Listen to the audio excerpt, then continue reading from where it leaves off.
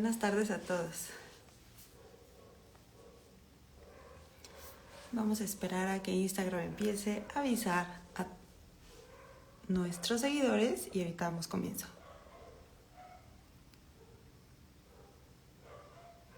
Saludos a todos los que van llegando por aquí.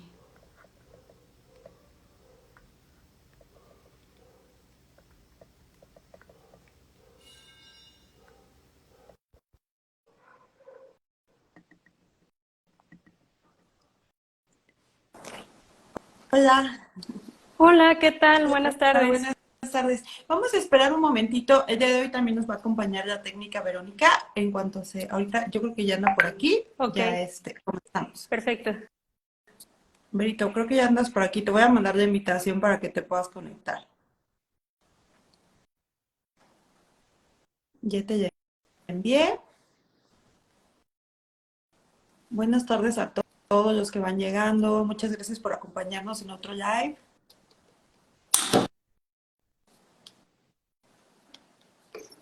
Por ahí ya te la envié, Berito. Si quieres revisar en el corazoncito, debe estar llegando.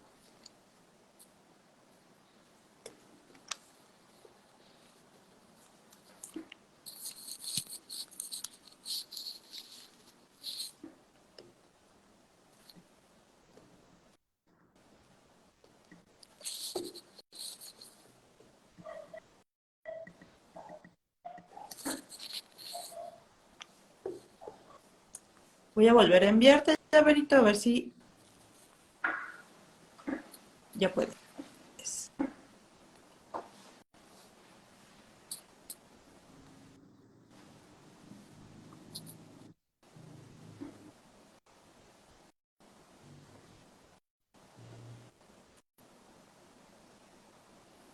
Te la volví a enviar, Berito, y si no puedes,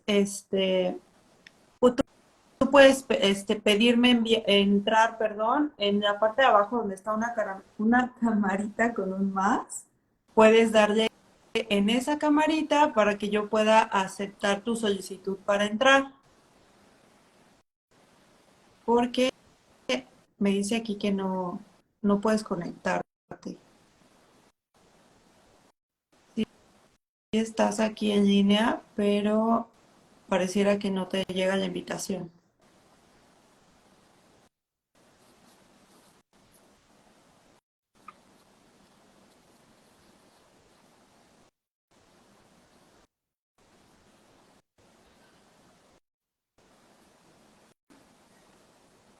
Por aquí ya tengo unas solicitudes, pero no ya tu llaverito.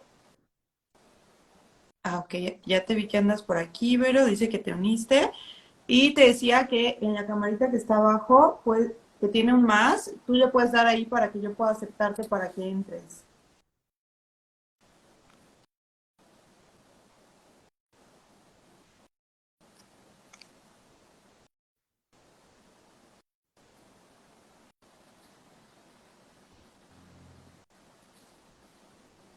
Sí, puedes comentarme en el chat si quieres, si no puedes ver ninguna de las dos notificaciones para saber.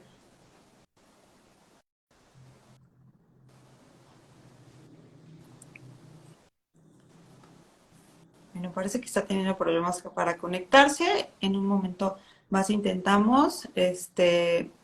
Si alguien de Teramac puede auxiliarme enviándole un mensajito a Vero, cómo hacerlo, por favor, mientras. Y yo estoy pendiente aquí de su solicitud.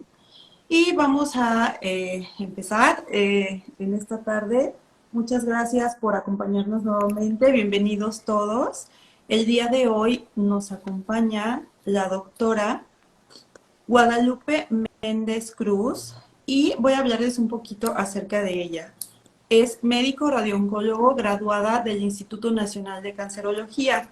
Ella es miembro de diversas sociedades médicas como lo son Somera y Estro, y ella fue acreedora en 2015 a la beca de la Federación Española de Oncología Radioterápica para América Latina, con la cual realizó estancia en el Instituto Catalán de Oncología de Barcelona, en España. y estuvo haciendo técnicas avanzadas de radioterapia en cáncer de cabeza y cuello y próstata. Actualmente ella es jefa del servicio de radioterapia del Centro Estatal de Oncología Dr. Rubén Cardoso Macías en la ciudad de La Paz, Baja California Sur. Bienvenida, doctora. Muchas gracias por aceptar nuestra invitación. No, muchas gracias a ustedes. Buenas tardes a todos y gracias a la mesa directiva por la invitación y a todas las personas que se están conectando. El día de hoy les vamos a hablar sobre la importancia de la educación al paciente para el tratamiento del cáncer de próstata. Todas las preguntas que puedan surgir las pueden ir dejando en el chat y las podemos ir contestando. Mientras, doctora, quiero comenzar preguntándole, bueno, sabemos que el cáncer de próstata pues es uno de los tipos más comunes de cáncer que pues se presenta en los hombres. Cuando llegan con usted a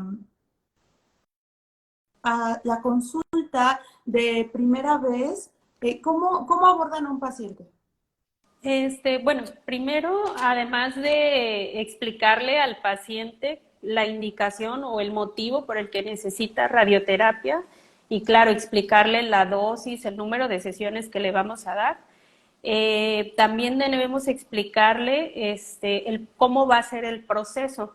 Recordemos que para ellos nunca han vivido estar en radioterapia, entonces tienen que entender que es una consulta de primera vez, que posteriormente va a haber una simulación, que va a haber un proceso de planeación y bueno, de ahí el inicio de tratamiento de radioterapia. Empezando desde ahí, porque muchos pacientes creen que cuando llegan a la consulta de primera vez, ya como que de la consulta al acelerador. Entonces es muy importante explicarles que hay un proceso para que no se desesperen. Y bueno, ya sabiendo esta parte del proceso, en la consulta tenemos nosotros como médicos, de acuerdo al historial clínico, que seleccionar si el paciente es un candidato a hacer una técnica de radioterapia de vejiga llena o de vejiga vacía. Okay. Suponiendo que vamos a tener una técnica de vejiga llena, tenemos que explicar al paciente la importancia y cómo va a ser ese proceso. O sea, que el paciente tiene que llegar, tiene que pasar al baño, aunque ya en su casa haya ido al baño, tiene que llegar a orinar, si tiene que evacuar, si tiene que expulsar un gas, hay que hacerlo.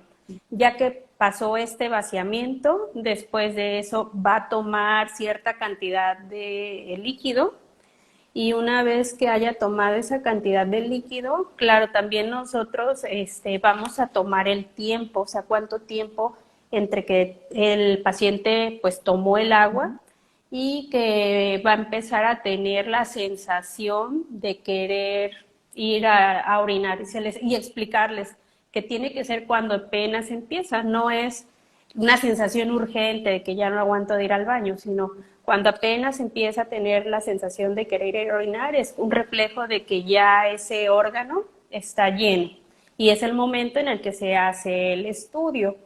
Y que eso que hicimos en la simulación, exactamente igualito, tiene que ser cada sesión.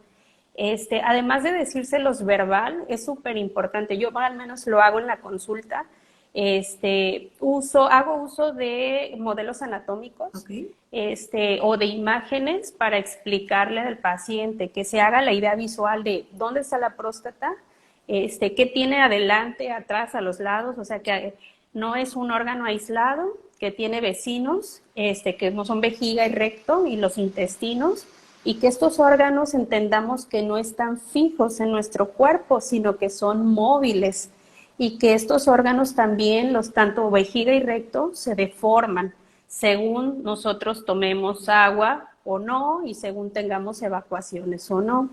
Entonces, explicarle al paciente que si un día él no hace el llenado como es, y ejemplo, viene con una vejiga súper llena, más de lo que necesito, puede ser que esa vejiga tan grande lo que va a hacer es desplazarme la próstata para atrás. O al revés, si un día traes la vejiga muy bien, pero el recto lleno de evacuaciones y de gas, pues vas a desplazar esa próstata para adelante. Y que el paciente entienda que El haz de radiación que nosotros programamos sí es en un lugar fijo, que es donde nosotros planeamos el tratamiento.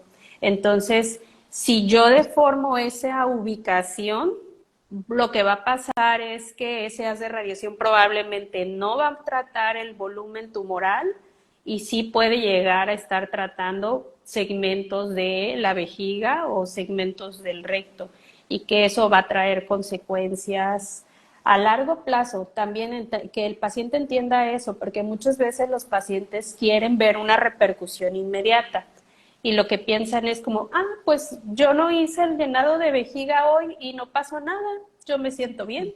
No, que entiendan que esa repercusión va a haberla probablemente a lo largo de muchas semanas o hasta de meses, para que entienda que eso debe de cumplirse, pues al pie de la letra, ¿no? Entonces, es bien importante explicárselo en la consulta y luego, Hugo, ustedes nos van a ayudar otra vez, ¿no? A reforzarle toda esa información. Claro, un paciente bien informado, pues obviamente es un paciente que te va a cooperar, que va a entender Sí. de qué manera tiene que hacerlo y yo creo que esto siempre es muy importante, dejarle muy claro que ya. Por aquí tenemos una pregunta que me parece interesante porque no en todos los lugares puede pasar. Aquí nos Ajá. dice Carlos Suástegui de Acapulco, él trabaja de Puebla. Dice, mi pregunta es si el paciente de primera vez en consulta, ya que entra a tratamiento, se deriva a nutrición porque muchas veces no se les informa. Sí, tiene que, bueno, idealmente los centros oncológicos debieran tener todos estos servicios. O sea, debería de haber, ideal, lo digo ideal porque, por ejemplo, en el mío desafortunadamente no hay. Debería idealmente haber nutrición, dental, o sea, muchas cosas, no solamente hablando de la próstata, ¿no? De otras cosas. Debería de haber todos estos servicios integrales de la oncología. Pero bueno, enfocándose en pelvis y en próstata, pues sí, deberíamos de poderlos referir. Cuando desafortunadamente no lo hay, igual no está de más ofrecerle al paciente que si él tiene las posibilidades de acudir por su cuenta, pues igual lo haga. Si definitivamente sus posibilidades no están para eso, por ejemplo, lo que sí podemos hacer, o igual es algo que yo hago en mi práctica, yo tengo unas recomendaciones, siempre les digo, son como recomendaciones generales, inclusive se las doy por escrito, de todos los alimentos que el paciente debe de evitar, ¿Okay? que son dietas bajas en fibra o en residuos. Entonces, para que el paciente sepa que así debe de llevar esas, digamos, restricciones desde que inicia hasta que termina, incluidos fines de semana, ¿no? Aunque no vaya a ir, porque luego es como que el fin de semana puedo hacer lo que yo quiera. Sí. Ajá.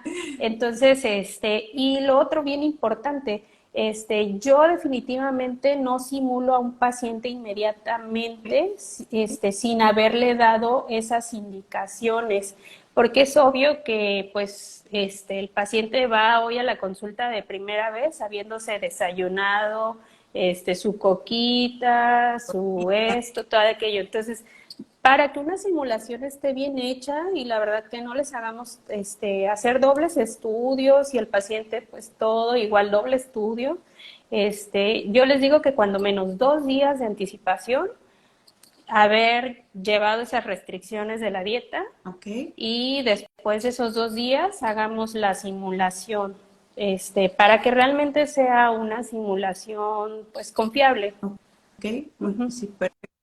Doctora, ¿cuáles son las principales complicaciones de la falta de un llenado de vejiga en el caso de un paciente que sea candidato a un tratamiento con llenado de vejiga? Sí, bueno, en el caso de pacientes con técnica de llenado de vejiga, suponiendo que no lo hagan, las repercusiones nos entendamos que no solo son para la vejiga, pueden ser tanto para la vejiga como para el recto y los intestinos, y incluso para el mismo volumen tumoral. Las repercusiones a largo plazo pudieran ser desde daños a la vejiga, como son cistitis por radiación, que pueden manifestarse por ardor, sangrado, urgencia urinaria. Puede haber también alteraciones gastrointestinales, ya en los intestinos, en el recto, como son enteritis, proctitis, y incluso también al haber hecho un tratamiento pues inadecuado, podemos también hacer que haya persistencia de la enfermedad o recurrencias. Esas serían las complicaciones, tanto pueden ser agudas como crónicas, y la severidad igual puede ser desde algo que se presente leve y responda a medidas conservadoras como algo grave. Sí, por supuesto. ¿Cuáles son las acciones más simples para que el paciente se responsabilice de ello?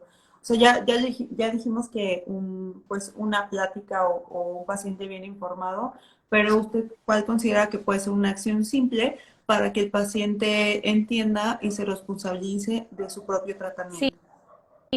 pues precisamente la comunicación, o sea, tiene que ser una comunicación efectiva. ¿Qué quiere decir? Tenemos que explicarle con las palabras más sencillas según su nivel. O sea, entendamos que igual hay pacientes que tienen posgrados y así también hay pacientes analfabetas. Nosotros tenemos que adecuar esa explicación a su nivel. Okay. Después de eso, hacerles ver que el no hacer las rutinas como se debe no le afecta a nadie, no le afecta al médico, no le afecta mucho menos al técnico, sino el único afectado es él.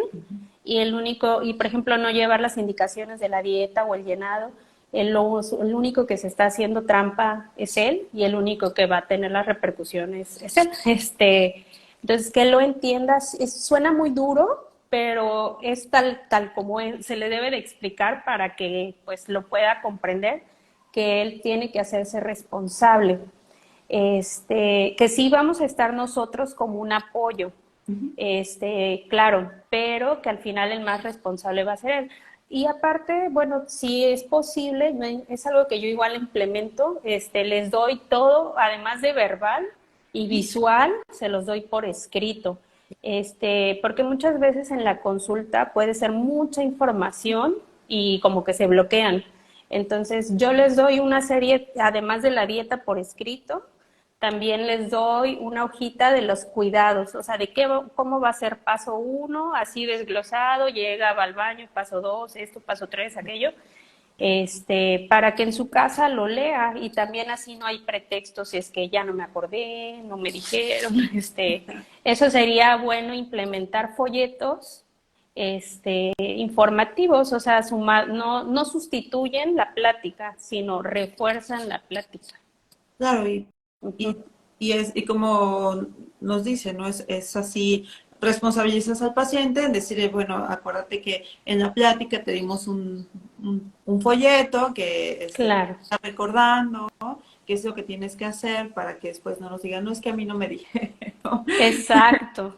Sí, Sí, me hasta parece, las cuestiones médicas legales, sí, porque pareciera que no, pero todo puede llegar incluso a ser una cuestión médica legal, en donde es que la doctora o el técnico a mí nunca me explicó. Entonces, inclusive hasta para nuestra protección hay algo por escrito que se le entregó. sí, creo que es una muy buena práctica. Doctora, Sí. desde su perspectiva, ¿cuál es el rol del técnico en radioterapia en la preparación y reproducibilidad de la simulación? Ya hablamos un No, poco pues sobre la responsabilidad que tiene el paciente y ahora, ¿cuál usted considera que es el rol del técnico en radioterapia? Pues es vital, la verdad es que es súper importante, porque pues ustedes como técnicos están con el paciente desde el proceso cero, la simulación, hasta cada una de las sesiones que va a recibir de tratamiento. Entonces, es pues vital.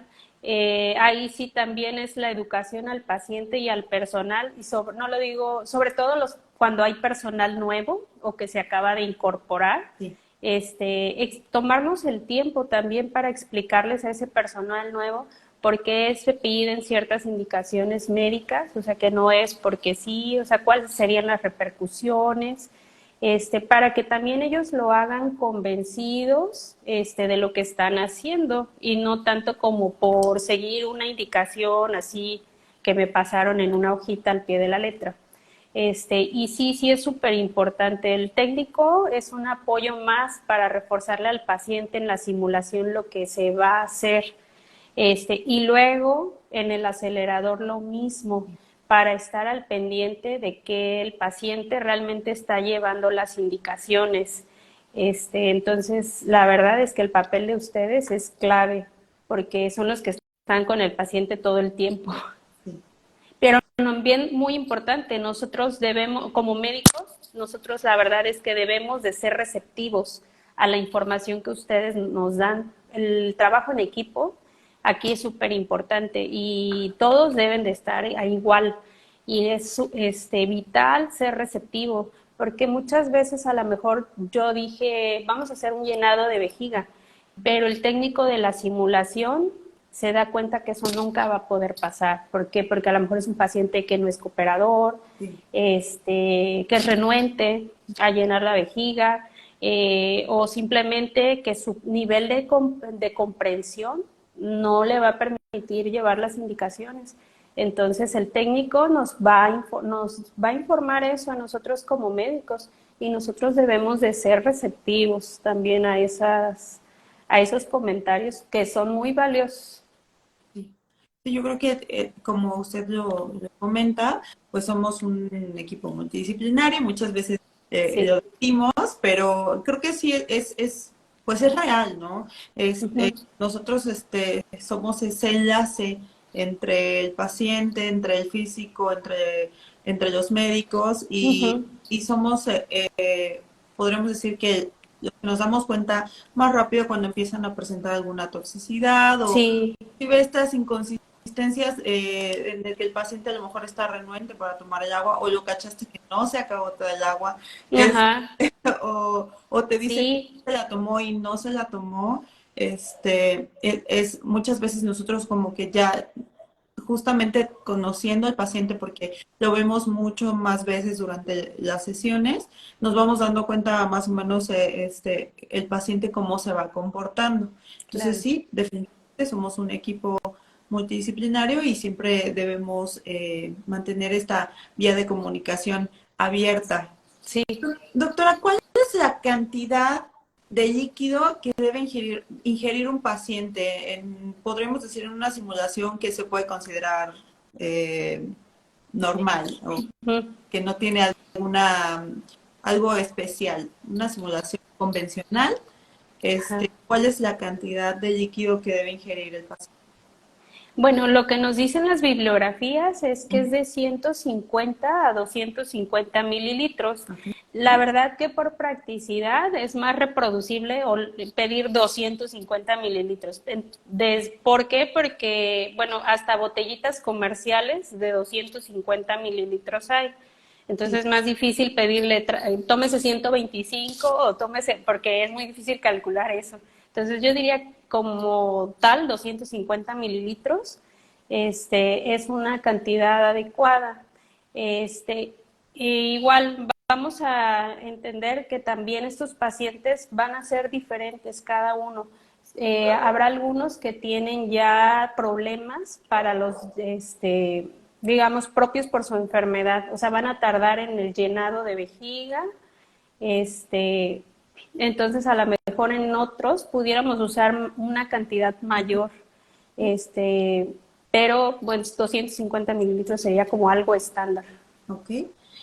Este, eh, ¿Qué es lo ideal? Que el paciente sienta pasar de la simulación cuando el paciente empiece a sentir ganas de orinar o que le podemos llamar una vejiga, se me olvidó la palabra, eh, este, ay, se me borró la palabra. ¿Confortablemente cómoda? Confortable, ¿Confortablemente llena? ajá, confortable, o sea, en que, bueno, tengo ganas de orinar, pero Ajá. sí, aguanto, o es, ya tengo ganas de orinar, o es, aunque haya pasado, me haya tomado mis 250 mililitros y pasaron 25 minutos o 30 minutos o 45 minutos, lo que haya indicado el médico, lo paso a la simulación. ¿Usted qué considera que es mejor? preferiblemente es confortablemente llena. Confortable, nos están Quiere ayudando. decir, exacto, tú te lo tomas y es cuando empiezas a tener la sensación de querer orinar. No una sensación así de que si no corro me orino, no. Una sensación de que apenas voy a querer orinar es cuando debemos pasar al paciente. Ahora, con relación al tiempo, a veces se hace más, me imagino, por la carga pues, de pacientes, pero realmente el tiempo debiera ser personalizado, Ok. porque no todos llenamos la vejiga al mismo tiempo. Se supone que, digo, el ser humano normal, entre que nosotros nos tomamos una agüita y llega a nuestra vejiga, se supone tarda 20 a 30 minutos, pero como lo digo, recordemos que son pacientes que ya tienen problemas para el llenado y el vaciamiento de la vejiga por su propia enfermedad. Entonces, muchas veces puede haber pacientes que se tarden un poquito más de esos 20 a 30 minutos para que ellos tengan la sensación de confortablemente llena. Entonces sería más bien, ya que vaciaron órganos, se toma la agüita, de preferencia el técnico anota la hora a la que se la tomó, por decir 6 de la tarde se la tomó, y después anoto la hora a la que el paciente me avisó que ya tiene esa sensación y cuando voy a hacer el estudio. ¿Para qué? Para que esas anotaciones se queden en la hojita de simulación y al compañero del acelerador sepa, ok, este paciente tardó, no sé, 35 minutos en llenar su vejiga. Entonces, cuando la persona en el acelerador lo pase, ya no tiene que estar midiendo tiempos, ya sabe que esa paciente hay que hacer la rutina y esperar 35 minutos. Ok, muy bien, Ujú. perfecto. Sí, Eh, con la pregunta siguiente, pero es justamente es la que contestamos. Dice, va de la mano la cantidad de líquido, el tiempo de espera para el llenado, pues si no, es mejor que sea personalizado y en cuanto sí, el paciente empiece a sentir sensación de orinar, pues entonces pasarlo a su simulación. Doctora, sí. ¿qué acciones debemos considerar con pacientes que presentan incontinencia urinaria? Bueno, los pacientes con incontinencia urinaria, obviamente entendamos que por sentido común inmediatamente está descartada la técnica de llenado de vejiga, porque así sea el más cooperador, pues no está en él. No nos va a nunca vamos a poder llenar una vejiga y ser constante. Quizá lo reproduzca un día o dos, pero pues los demás ya no. Entonces, inmediatamente ese paciente pues sería un candidato a hacer una técnica que se le va a ser más fácil reproducir, que es vejiga vacía. ¿Qué se hace? Igual, vejiga vacía sería lo mismo. Tendría que llegar al hospital, igual pasar a orinar lo poco o mucho que traiga en su vejiga para que realmente sea vejiga vacía. Igual el recto, expulsar un gas, evacuar lo que tenga que hacer. Y ahora sí que ya estén vacíos esos órganos, hacer la simulación o hacer la sesión de radiación. Es una condición que va a permanecer constante y que el paciente sí va a poder reproducir.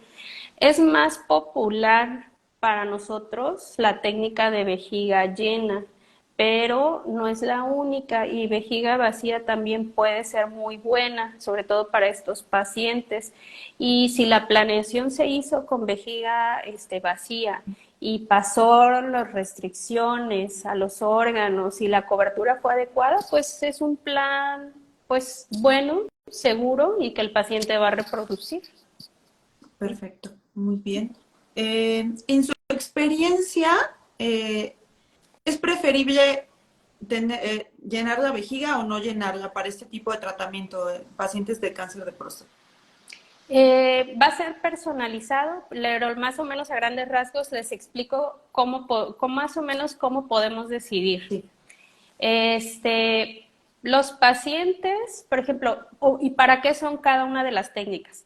sí, Cuando nosotros hacemos una técnica de vejiga llena, es porque queremos, no es proteger la vejiga, queremos proteger intestinos y recto, porque Al llenar la vejiga, lo que hace es que aleja del área de tratamiento al recto y a los intestinos.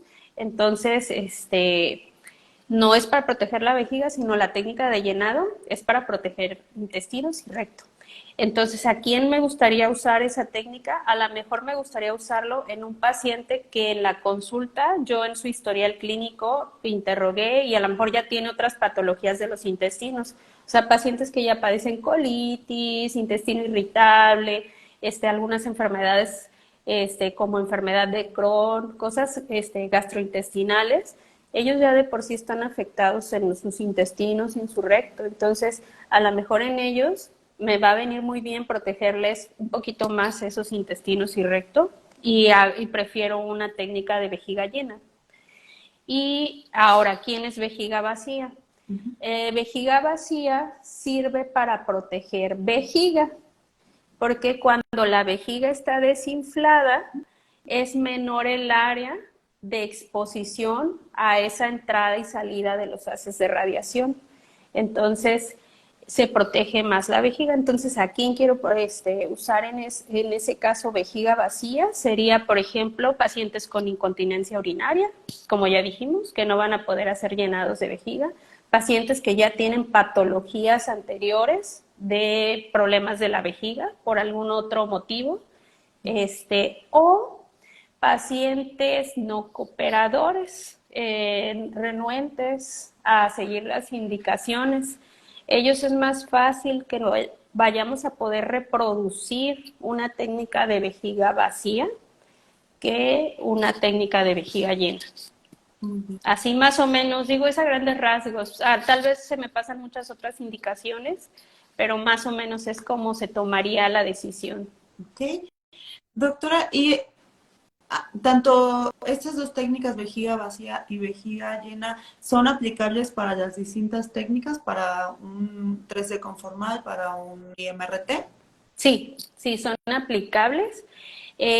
Bueno, vejiga llena, a ver, sí es cierto. Vejiga llena, 3D no es malo. Más bien aquí la respuesta sería, ¿lo vas a poder verificar con, por ejemplo, en este caso con un Combin o no? Porque en realidad no habría ningún problema de hacer un hipofraccionamiento o de llevar a un paciente 78 Grays a un... es que si te queda en 3D yo no le veo mayor problema. El problema es las verificaciones. Si tú tienes un 3D bien hecho, tiene buena cobertura, cumple los órganos de restricción y además de eso tú vas a poder estarlo verificando, por ejemplo, vas a poder hacer un CONBIM a ese paciente y se los vas a poder estar haciendo de manera constante.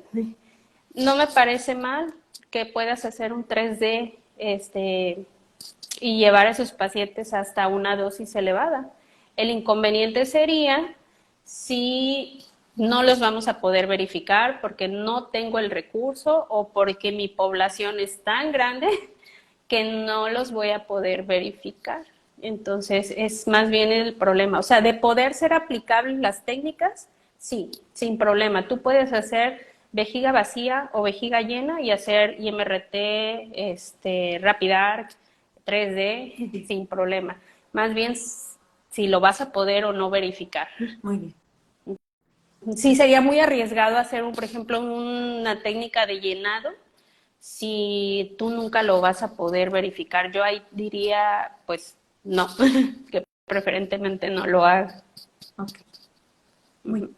Y nuestra última, bueno, por aquí tenemos un comentario de Ana, nos dice, incluso hay pacientes que no tienen hábitos de hidratación, así que será un reto cumplir con esta indicación. Sí. Y aquí también nos dice Sí. Ana es la el presidente actual de la mesa directiva, nos dice, Okay. agradece la claridad para explicar este tema tan importante, doctora, le manda este mensaje. Muchas gracias. La última pregunta que tenemos es, ¿qué decisión toma o qué se debe hacer en caso de un paciente que se haya realizado una simulación en el que ella haya tenido una preparación y Ujú. pues se niegue a llenar la vejiga, porque te diga que ahora le da tal vez náusea tomar el agua, porque no se la quiere tomar, definitivamente ya no se la quiere tomar. En ese caso, si ya se hizo un plan de tratamiento en donde hay una preparación y entonces tenemos un paciente que está renuente, ¿cuál es la mejor indicación? Pues la mejor, o lo que se debe de hacer, con la pena definitivamente resimularlo. ¿Por qué? Porque Sí. no vas a lograr nunca que coincida en que lleve su vejiga del mismo tamaño. Entonces, si ya es definitiva la respuesta de no lo voy a hacer, no voy a tomar agua, entonces se tendrá que resimular y hacer una técnica de vejiga vacía. Y pues, como lo decía, los pacientes renuentes son más probables que vayan a cumplir esto, o sea, que vayan a cumplirlo con vejiga vacía. Sí, ni Muy bien. modo, tendría que resimularse. Sí. ¿Cuál otro podría ser un motivo para una resimulación, doctora? Por ejemplo, en el caso de, bueno, no todos los centros tienen, como usted lo mencionaba, la posibilidad de verificar con BIM o utilizan imágenes portales. Sí. Y con esto hacen, bueno, con referencias óseas hacen el empalme de las imágenes. Uh-huh. Es cuando, no sé, tal vez se me ocurre preguntarle si hacemos una verificación y este paciente bajó muchísimo de peso porque lo que usted decía al principio, eh, lo ideal es que el paciente lleve una dieta Sí. o una dieta previa. Tenemos pacientes que normalmente tienen una dieta muy descontrolada, muy calórica, llena de grasas y de Uh-huh. repente tú cambias drásticamente esta alimentación. ¿Qué pasa? El paciente empieza a bajar de peso. Cuando tú llega contigo, Uh-huh. tiene cierto peso, tú lo simulaste en cierto peso y para mitad de tratamiento del paciente ya bajó 10 kilos. Siendo, Si baja drásticamente, entendamos como un 5% de su peso, ok, entonces tuviéramos que resimular y sobre todo más si las marcas o los tatuajes pues ya no coinciden, o sea, peor todavía, debemos resimular 5% o tatuajes que ya no están pues adecuados habría que resimular. y Uh-huh. en cuanto a, por ejemplo, la distancia anterior cuando se toma, a lo mejor él mantiene las distancias laterales y la distancia anterior disminuyó o aumentó porque una de dos, el paciente ya no tiene tanta distensión o al contrario, tiene mucha distensión, Ajá. este, también puede ser un motivo para resimulación o esperar que Pues, el paciente se estabilice, tomamos la distancia tal vez al siguiente día, a lo mejor ese día comió algo que le hizo daño, etcétera, etcétera. ajá, pues habría que hacer una evaluación. La evaluación sería exacto, si es algo aislado o es algo que ya se está presentando de manera repetida. Entonces, dependiendo, si ya es algo de manera repetida, yo definitivamente pues lo tendría que resimular.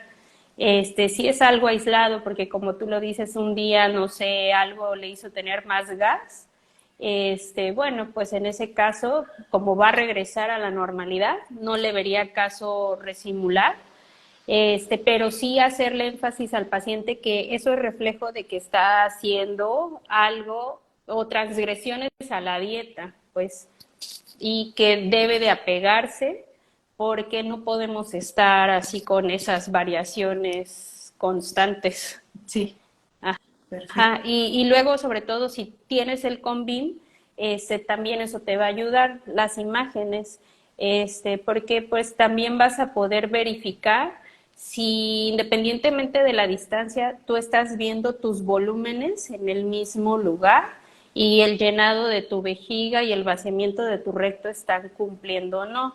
Entonces, si por ejemplo tú tienes una distancia lateral y queda bien, y además de eso el Convim, está bien, o sea, el volumen está en la posición y el llenado está bien, pues yo diría que sí puedes seguir adelante. Pero si además, pero si al revés, Si tú tienes una distancia discordante y sumado a eso, en tu imagen del CONBIM estás viendo que hay una variación de la localización del volumen, nunca debemos forzar, o sea, no debemos llevar a esa posición, o sea, no debemos forzar acomodando las imágenes a una posición que no van, y pues es mejor aceptar que no hay de otra, que habrá que resimularlas. Ok, muy bien. Aquí tenemos una pregunta de Mario. Mario, gracias por tu participación. Nos dice, buenas noches. Primero, agradecer esta charla. Como técnico, ¿qué síntoma debo tener en cuenta para ser motivo para que sea de evaluación médica urgente? Que yo tenga que avisar de, no sé qué, encontré esto con el paciente, ¿qué hago? ¿Cuál? Bueno, generalmente los pacientes siempre tienen mucha comunicación con ustedes, es cierto, y les platican ya a veces hasta del día a día y sus síntomas, ¿no? Entonces, datos de alarma, por ejemplo, sería sangrado, sangrado a través del recto, sangrado a través de la orina, y que ese sangrado se esté presentando a lo largo del curso de tratamiento. ¿Por qué? Porque ya nos habla de que ese paciente está empezando a manifestar de manera aguda un cuadro de proctitis o de cistitis por radioterapia. El médico lo debe de saber. ¿Por qué? Porque en ese momento debemos de evaluar dónde está la causa. Si está la causa en el plan de tratamiento, si está la causa en el acomodo del paciente en el acelerador, o si está la causa en el mismo paciente que no está llevando las indicaciones, y además darle manejo, obviamente. Entonces, yo diría que sangrado a través de vejiga o de recto sería una de pues de las cosas que nos deben de advertir. Y lo mismo que hace rato preguntaban, y bajas de peso, muy drásticas, que salgan más allá de pues de lo esperado. O sea, digo, sí van a bajar de peso porque están haciendo cambios a su alimentación, pero si ya bajas más del 5% del peso, yo creo que debes de avisar al médico. Muy bien. Por aquí tenemos otra pregunta. Carlos Suástegui nos pregunta nuevamente, si en su caso bajó 10 kilos a mitad de tratamiento y la malla pélvica ya no le queda igual, ¿es mejor resimular? Ahí pues también habría que preguntarle a Carlos si tiene los tatuajes solamente sobre la malla Okay. o los tatuajes en la piel del paciente. Bueno, si somos muy estrictos, la respuesta estricta es sí. La respuesta es que tendrías que resimular. Pero bueno, una estrategia que pudieras hacer, Carlos, es lo siguiente. Si tu paciente tiene tatuajes sobre la piel y sobre la malla, lo que puedes hacer es colocarlo sobre los tatuajes de la piel, hacer un combi, ver que ese paciente está bien colocado tanto en las estructuras óseas como en los volúmenes de tratamiento. Y si tu paciente está muy bien, lo que puedes hacer es en ese momento moldear tu malla y o sea, llevarte tu tinita para allá, de las mallas para el acelerador, moldear tu malla y ponerlo, pero habiendo estado totalmente seguro de que tu CONBIM está bien sobre las estructuras óseas y sobre tus órganos. Digo, es una estrategia. Yo les digo aquí que estoy tratando de darles lo práctico para la vida real, o sea, tanto más que allá que de los libros, es una estrategia que podemos hacer.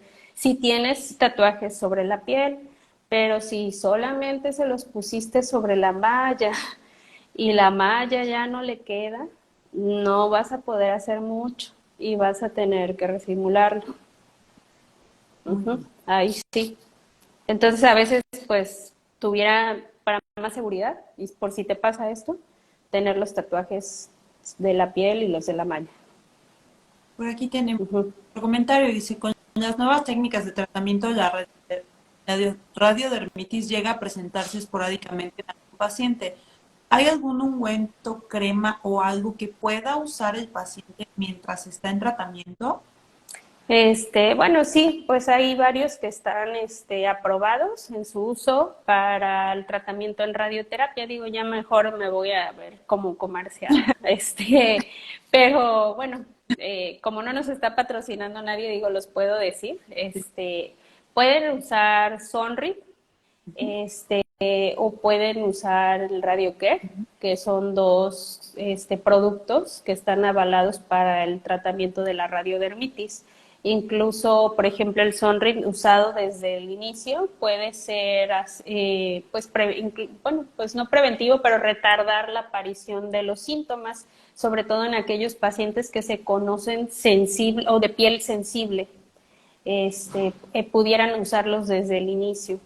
Si la economía del paciente, regresamos igual para habituarnos a las realidades de todos, y si la economía del paciente no se lo permite comprar esos productos, entonces podemos explicarle al paciente, es que a veces es muy difícil, sí puede usar cremas, pero no llevarlas aplicadas al tratamiento, y tendría que ser cremas blancas, neutras, tipo Eucerin o Lubriderm, que son accesibles, hasta en los supermercados están. Las pueden usar, pero pues se las tendrían que aplicar saliendo de la sesión y el resto del día, y cuando van a ir al hospital, pues bañarse y no llevarlas aplicadas. Es otra estrategia que pueden hacer, pues si la economía no alcanza para los productos. Y esto me parece muy interesante. ¿El personal técnico podría recomendar alguna de estas cremas sin necesidad de enviarlo con su médico tratante? Sí, a veces digo yo, la cuestión de egos, pero la verdad sí, o sea, todavía estamos dentro de algo que pueden ustedes recomendar. Es que incluso en otros países en donde he tenido oportunidad de estar, el personal de técnicos y el personal de enfermería, pues son los que captan las toxicidades, digamos, leves de los pacientes, y dan recomendaciones generales como esto. Obviamente, cuando ya sale fuera de lo habitual, o sea, ya no es una radiodermitis leve, ya pasa a ser otra cosa, y sobre todo de próstata, que no debería de estar pasando a algo moderado, ni mucho menos severo, ya obviamente deja de ser campo de ustedes, y es momento pues de avisarle al médico, ¿no? Y de que el médico vea qué está pasando y que él le dé el manejo. Pero estas toxicidades leves, o cuando incluso todavía ni se presentan, yo no veo mayor problema que ustedes pudieran recomendarle el Sonri, del RadioCare o estas medidas, sin problema. Muy bien. Nos dice, bueno, retomando la pregunta de Carlos, dice que sí, que tatúan sobre la piel. Nos hace, Ah, ok. ya que Si lo, la... sí, si lo tatúas sobre la piel, además de las marcas que tienes sobre la malla, entonces puedes hacer eso. Y si aparte tienes el combín, puedes hacer eso. O sea, puedes acomodar en los tatuajes, hacerle un combín, ver si estructuras y órganos y todo está bien. Y si es así, puedes moldear tu malla en ese mismo momento sobre ese combín que está realizado para continuar el tratamiento. Sobre todo si ya estamos a más de la mitad del tratamiento, o sea, o casi finalizando el tratamiento. Por supuesto que no, a lo mejor si apenas llevamos, o sea, pasaría ya no fuera de lo normal. Si apenas llevamos unas 3 o 4 sesiones y te está pasando eso, entonces más bien hay algo que no está bien, y ahí a lo mejor hasta así habría que resimularlo. Ajá. Perfecto. Aquí nos dice Liliana, cordial saludo. ¿Puede pasar que el paciente el día de la simulación esté deshidratado y al tomar agua se demore para el llenado de vejiga? Creo que se apagó su audio porque no le escucho. Creo que ya. Ah, sí. ¿Ya me escuchas? Ya, Ah, perdón, no escuché la pregunta. la voy a repetir. Sí. Dice, ¿puede pasar que el paciente el día de la simulación esté deshidratado y al tomar agua se demore para el llenado de vejiga? Sí, sí puede pasar, sobre todo los pacientes muy ancianitos, caquéticos, y que, como dice Ana, tienen poco, pues, uso de agua normalmente. puede pasar. De hecho, eso es de las cosas que nosotros como médicos en la consulta tenemos que evaluar, más o menos darnos cuenta del paciente e interrogarlo. Si yo veo que es un paciente así y que va a tardar y que además tiene problemas en el llenado de la vejiga, a lo mejor en lugar de indicarle los 250 mililitros, yo voy a indicar 500 mililitros. Y de esa manera voy a lograr una vejiga confortablemente llena en un tiempo más o menos similar que otros pacientes, que es aproximadamente 30 minutos. Muy bien. Uh-huh. Tenemos otra pregunta. Dicen, ¿qué número de sesión de tratamiento el paciente debe recibir una consulta con su médico tratante? ¿Una vez durante todo el tratamiento, a la sesión 5, 10 o al inicio y al final?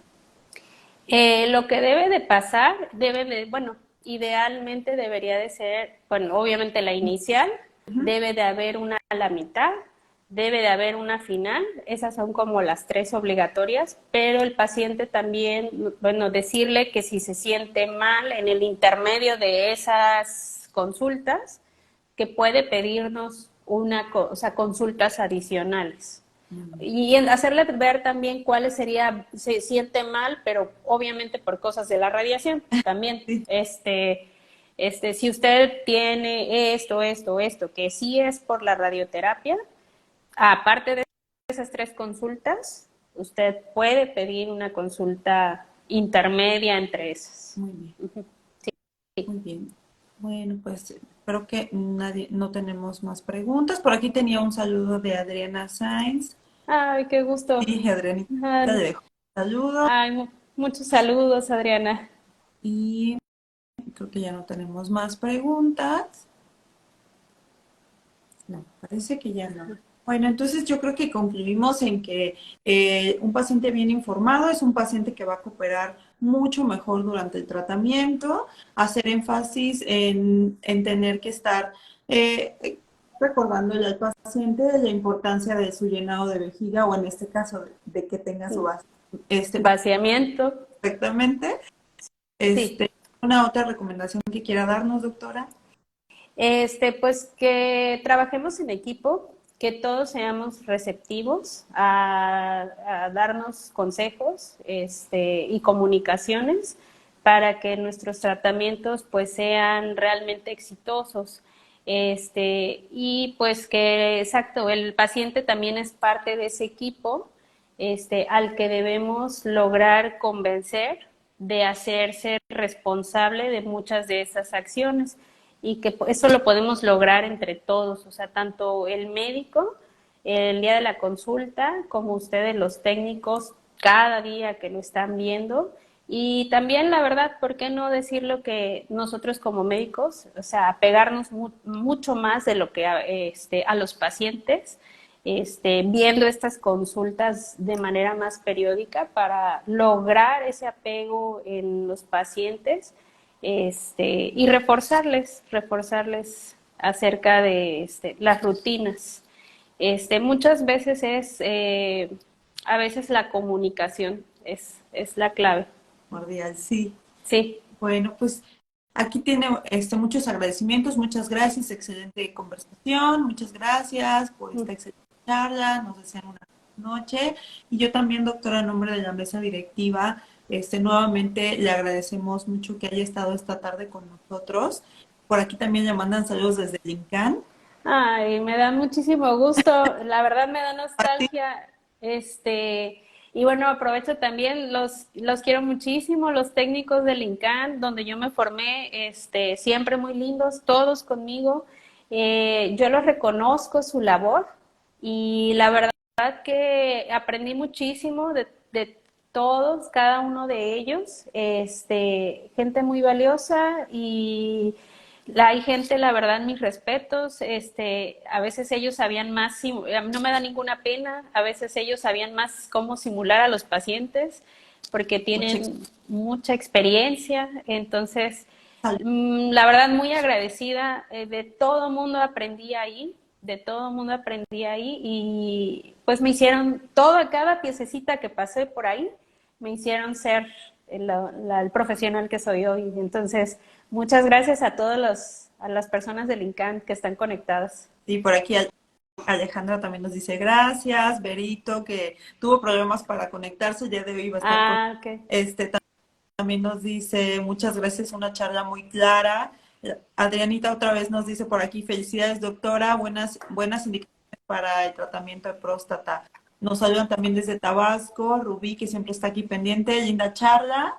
Y por aquí nos dice, bueno, Adriana nos echa una porra, nos dice felicidades a todos de Teramac por su trabajo. Muchas gracias, Adri. Tú eres parte y pieza importante de este equipo. Muchas gracias por estar siempre presente. Por aquí la física Lourdes Palafox también nos dice felicidades, doctora. Y Diana también nos dice gracias.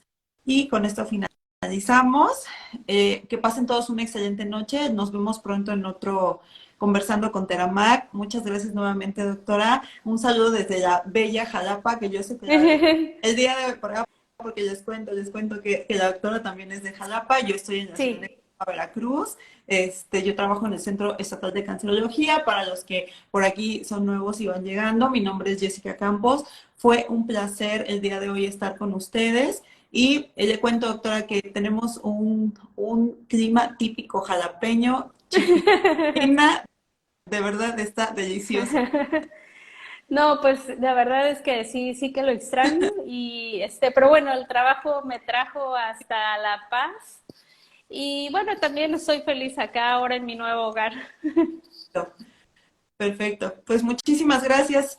Me Muchas gracias. despido. Un abrazo a todos, que pasen un excelente. Bye. Nos vemos pronto. Gracias. Hasta Hasta luego. luego. Bye.